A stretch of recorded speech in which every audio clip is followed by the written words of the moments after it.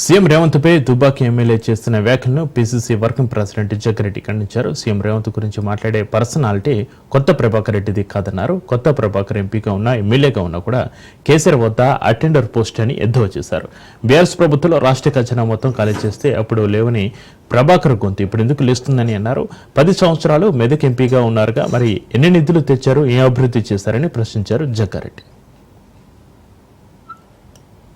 ముఖ్యమంత్రి రేవంత్ రెడ్డిని పరిపాలన పరంగా విమర్శిస్తూ ఆయన చేంజ్ చేసుకోండి అని నువ్వు అంటావు. నువ్వే చెప్పనీకే ముఖ్యమంత్రి రేవంత్ రెడ్డిని చేంజ్ చేసుకోండి అని సలహా ఇచ్చేంత పర్సనాలిటీ నీది కాదు, ఆ కెపాసిటీ నీకు లేదు.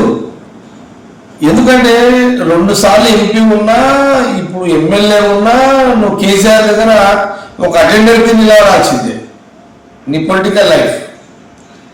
నువ్వు ఒక ఎమ్మెల్యే ఉన్నావు, అపోజిషన్ పార్టీ ఎమ్మెల్యే కాబట్టి ముఖ్యమంత్రి రేవంత్ రెడ్డిని విమర్శించాలనే ప్రయత్నం నువ్వు చేశావు. నేనేమంటానంటే నువ్వు 10 ఏళ్ళు ప్రజల మధ్యలో లేని నాయకుడు.